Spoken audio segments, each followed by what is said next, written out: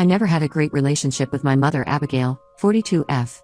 She never wanted me, 18F, in the first place and thought of me as a mistake. Growing up, I often heard her tell her friends how she wished she had never gotten pregnant with me. She said having me ruined her career as a realtor and tied her down to a marriage she never wanted. My dad Robert, 45M, died of a sudden stroke last year.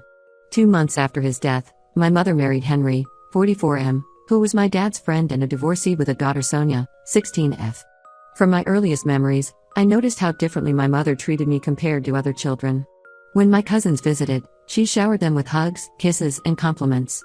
But with me, all she had were harsh words and criticism. If I got an A in school, she'd ask why it wasn't an A+. If I won second place in a competition, she'd say I should have tried harder for first.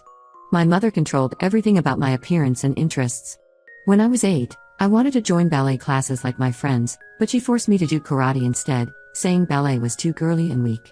She never let me grow my hair long, always keeping it in a short boyish cut that I hated. My wardrobe consisted of baggy jeans and t-shirts because she refused to buy me dresses or skirts. When I cried about it, she told me to stop being so feminine and dramatic. The only person who made my childhood bearable was my dad. He was a college professor who taught literature and always brought me books to read. Every weekend, we had our special father-daughter time. Sometimes we went fishing at the local lake, other times we watched baseball games and shared hot dogs. He taught me how to throw a perfect pitch and always cheered the loudest at my karate tournaments, even though he knew I secretly hated them. My dad always stood up for me against my mother. When she threw away my pink backpack because it was too girly, he bought me a new one. When she refused to let me join the school drama club because it was a waste of time, he convinced her that it would look good on college applications. He wasn't perfect, sometimes I wished he'd stand up to her more strongly, but he tried his best to protect me from her harsh treatment. Everything in my life changed when my dad died last year. He was teaching his favorite Shakespeare class when he had a massive stroke. By the time the ambulance reached him, it was too late. I was devastated. He was not just my father but my best friend, my protector, and the only person who truly loved me. My mother's reaction to his death shocked me even more than the loss itself. She didn't shed a single tear at his funeral. While I sobbed uncontrollably, she stood there checking her phone and telling people not to cry because it would ruin their makeup. She started cleaning out his closet the very next day, donating his clothes and books without asking if I wanted to keep anything. Just 2 months after we buried my dad, my mother announced she was marrying Henry. He had been my dad's friend since college and often visited us. He was a successful architect who had divorced his wife years ago when she abandoned him and their 2-year-old daughter Sonia.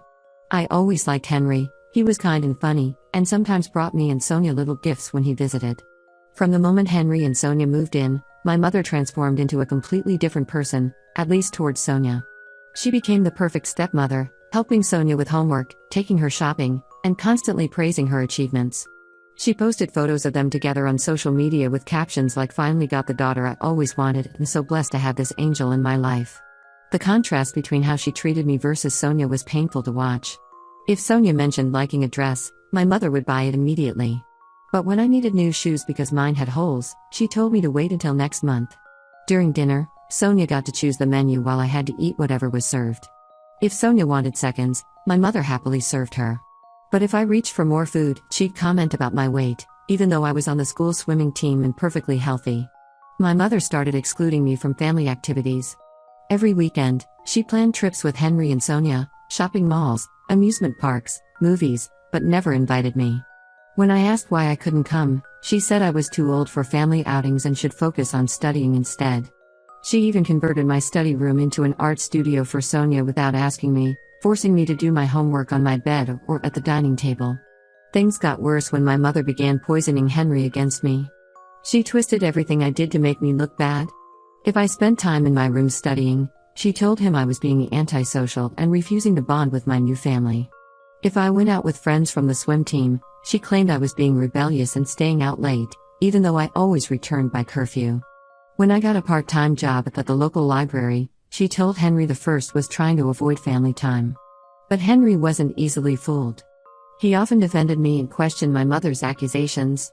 This only made her more determined to get rid of me. Last month, she suggested selling our house and moving to a new one to make fresh memories as a family. What she didn't mention to Henry was that the house belonged to my dad and he had left it to me in his will, though I couldn't inherit it until I turned 21.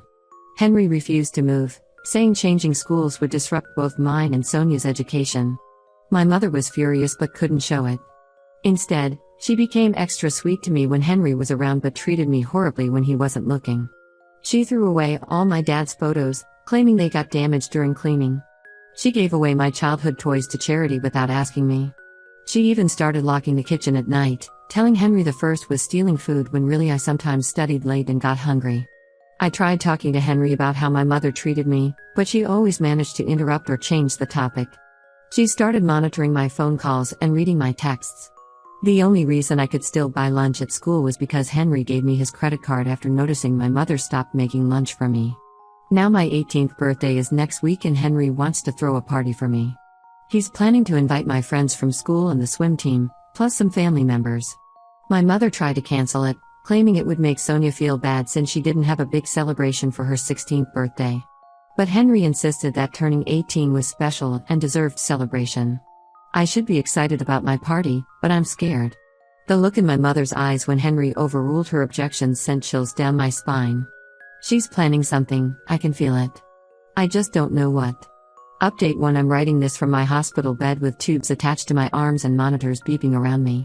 My mother tried to kill me at my birthday party. I still can't believe I'm typing these words, but there's no other way to describe what happened. My 18th birthday party started perfectly. Henry had transformed our backyard into a beautiful celebration space.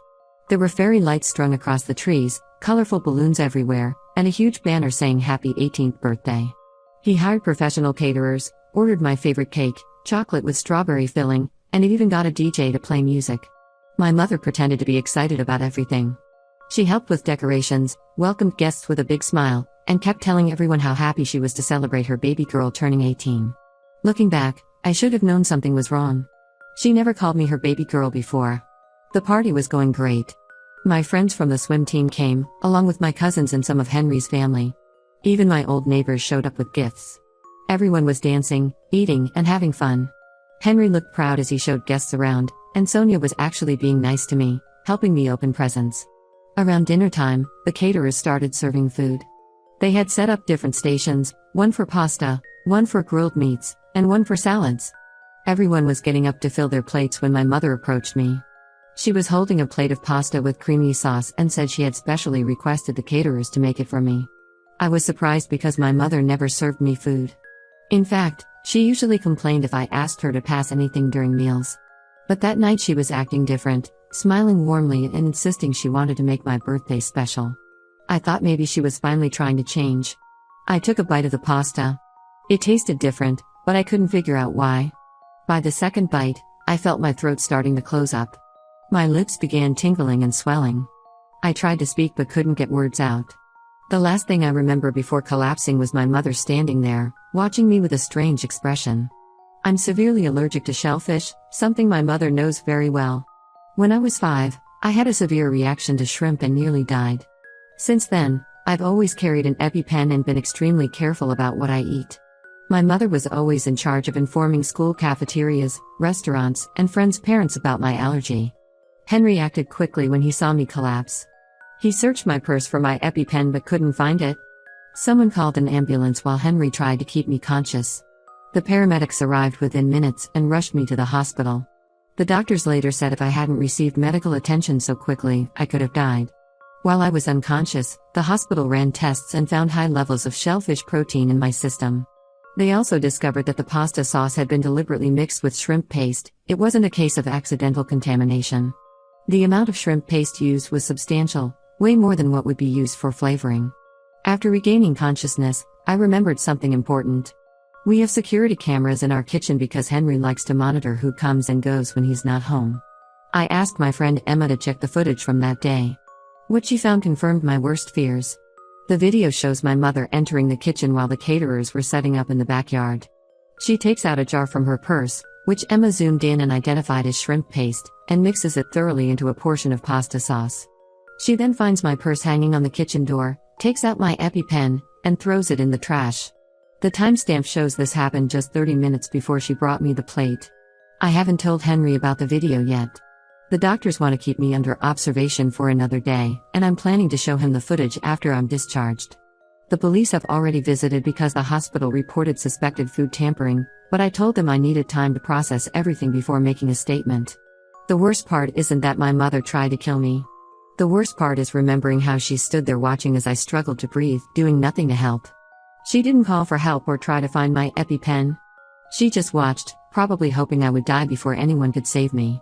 My friend Emma has been staying with me at the hospital because I'm too scared to be alone. She says lots of people from the party have been calling and texting to check on me. Henry visits twice daily, bringing me clean clothes and food from home. He keeps apologizing, saying he should have noticed something was wrong sooner. Sonia came once and seemed genuinely upset about what happened. The doctors say I can go home tomorrow, but I don't know if I can live in that house knowing my mother tried to murder me there. I keep thinking about all the times she mistreated me over the years, wondering if she was always planning to get rid of me or if this was a sudden decision. Either way, I know I need to show Henry the video. He deserves to know the truth about the woman he married. Update 2 yesterday, I finally gathered the courage to show Henry the security footage. I asked him to come to my room after my mother left for her yoga class. When he saw the video of her deliberately mixing shrimp paste into my food and throwing away my EpiPen, he went completely pale. His hands started shaking and he watched the footage 3 times, as if trying to find some other explanation for what he was seeing. At first, he didn't say anything. He just sat there, staring at the screen with this shocked expression. Then he started asking questions. Had she done things like this before? Why didn't I tell him sooner? How long had I known about the video? I explained everything, how my mother had always treated me badly, how she changed after marrying him, and how she became obsessed with creating a perfect family with just him and Sonia. Henry immediately called the police. They arrived within minutes and took copies of the security footage. While they were reviewing the evidence, my mother came home early from yoga. She walked into a house full of police officers and froze. When Henry confronted her about the video, she tried to lie, claiming I had asked for the pasta specifically. But the footage clearly showed her planning everything. The police arrested her right there in our living room. As they were handcuffing her, she started screaming that everything was my fault. She said I was the reason her life was ruined, that I had trapped her in a marriage with my dad, and that I was now trying to ruin her second chance at happiness. She even blamed my dad, saying he had forced her to keep me when she wanted an abortion. During questioning at the police station, my mother finally broke down and confessed everything. She admitted she never loved my dad and only married him because she got pregnant with me. She said she had been planning to leave him just before he died. She also revealed that she married Henry so quickly after Dad's death because she knew he was wealthy and she wanted to secure her future. The police found disturbing text messages on her phone. She had been discussing her plan to kill me with someone for weeks.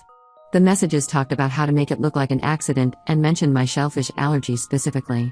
The police are still investigating who she was texting with, but they think it might be someone from her yoga class. Henry was devastated by all these revelations. He kept apologizing to me, saying he should have seen the signs earlier. He immediately filed for divorce and got a temporary restraining order against my mother. He also contacted his lawyer to start adoption proceedings, saying he wants to legally become my father if I'm willing. The police investigation uncovered more shocking details. After my dad died, my mother had somehow gained access to his accounts and transferred large sums of money to a secret account in her name. She had also been trying to find ways to sell our house before I turned 21, even though it was left to me in Dad's will. Sonia is struggling to process everything. She came to my room last night crying, saying she felt guilty for not speaking up sooner about how badly my mother treated me. I told her none of this was her fault. She was just a kid who got caught in the middle of my mother's twisted plans. The district attorney is pressing attempted murder charges against my mother. They say with the video evidence and her confession, she's likely to serve significant time in prison. They're also investigating the financial fraud she committed after my dad's death. The hardest part of all this is realizing that my mother hated me so much she was willing to kill me. I keep wondering if there was something I could have done differently, some way I could have made her love me. But Henry says I need to stop blaming myself. He says some people are just toxic and incapable of love. For now, my mother is in jail awaiting trial. Her bond has been denied because the police consider her a flight risk. They found evidence that she had been researching countries without extradition treaties. I don't know what's going to happen next, but at least I know I'm safe now. Henry and Sonia have been amazingly supportive, and for the first time in my life, I feel like I might actually have a real family. Update 3: My mother is still in jail awaiting trial. The police investigation revealed even more disturbing details about her plans. They found a notebook hidden in her yoga bag where she had written down different ways to poison someone and make it look like an accident. She had researched various methods online and even made notes about which ones would be harder to detect in an autopsy. The person she was texting turned out to be her yoga instructor, Mark. He confessed that she had been plotting my murder for months. She told him she needed to get rid of me to secure her future with Henry. Mark saved all their conversations and gave them to the police in exchange for a lighter sentence. The messages showed she had considered several methods before settling on triggering my shellfish allergy. The financial investigation into my mother uncovered years of theft and fraud. After my dad died, she forged documents to access his retirement accounts and investment portfolios. She transferred nearly $200,000 to offshore accounts under fake names. The police also found that she had been stealing money from Henry's architecture firm where she worked as an office manager. Henry officially adopted me last week. He sold his architecture firm and we moved to a different state to start fresh. He said he couldn't continue working in the same office where my mother had betrayed his trust. We found a beautiful house near a good school, and he's planning to open his own small architecture practice. Sonia and I are now attending the same high school and have become really close. She told me she always noticed how differently my mother treated me but was scared to say anything. She thought if she spoke up, my mother might start treating her badly too. I understand her fear. She had finally found a mother figure after her own mom abandoned her. The prosecutors say my mother will likely get 15 to 20 years in prison for attempted murder, plus additional time for financial fraud. Her lawyer tried to negotiate a plea deal, but the district attorney refused because of the premeditated nature of her crime. They want to make an example of her case. My mother still tries to contact me from jail. She sends letters claiming she's sorry and that she wasn't thinking clearly. Last week she sent a 10-page letter explaining how my dad ruined her life by getting her pregnant and how I reminded her of all her lost opportunities.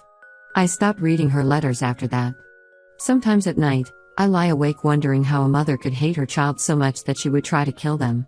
But then I look at my new family, Henry who legally became my dad, and Sonia who's now officially my sister, and realize that real family isn't about blood. It's about people who love and protect you no matter what.